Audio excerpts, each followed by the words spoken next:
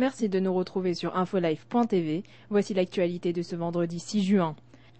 Après la mort d'un civil israélien hier dans la région de la bande de Gaza, Ehud Olmert a déclaré qu'il prévoyait plutôt un accroissement des opérations militaires dans cette région qu'un accord de cessez-le-feu. Les efforts de médiation de l'Égypte en vue d'une trêve n'étant pas suffisants pour l'obtention d'une véritable solution de paix.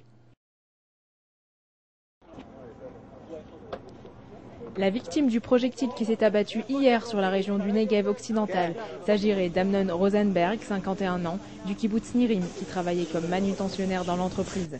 D'après ses collègues, il n'a pas eu le temps de se mettre à l'abri au moment de l'attaque et a été grièvement atteint par un obus de mortier. Il a succombé un peu plus tard à ses blessures. Amnon Rosenberg était marié et père de 3 enfants. Le Hamas exige la réouverture des points de passage de la bande de Gaza pour accepter une trêve des violences négociées depuis plusieurs semaines par l'entremise de l'Égypte.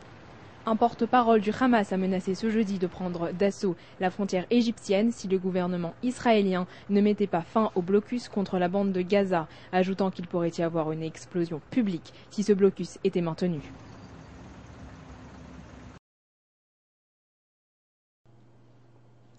Le secrétaire général de l'ONU, Ban Ki-moon, a condamné jeudi les attaques à la roquette qui ont fait 1 mort et 4 blessés depuis la bande de Gaza.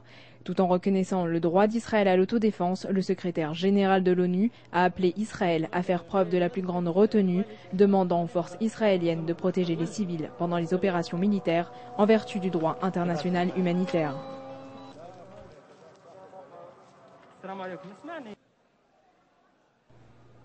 Par la voix d'Ismaël Haniyeh, qui dirige le Hamas à Gaza, l'organisation islamique a accepté l'idée d'une reprise du dialogue interpalestinien souhaité par le Fatah. Il y a 2 jours, le président Mahmoud Abbas avait en effet lancé un appel inattendu de pourparlers avec le Hamas, préconisant un dialogue basé sur l'initiative yéménite acceptée en mars par les 2 parties. Cette dernière avait alors échoué en raison de divergences d'interprétation. Information embarrassante pour Washington. Un rapport du Sénat accuse en effet le département d'État américain d'avoir caché en 2001 et 2002 des informations de la CIA obtenues grâce à des agents iraniens. Ces derniers auraient ainsi rapporté à plusieurs reprises au service de renseignement américain que le régime de Téhéran avait mis en place un vaste réseau de transfert d'armement et de militants islamistes vers l'Afghanistan, notamment dans la période qui a suivi les attentats du 11 septembre. C'est la fin de ce flash. Merci de nous avoir suivis.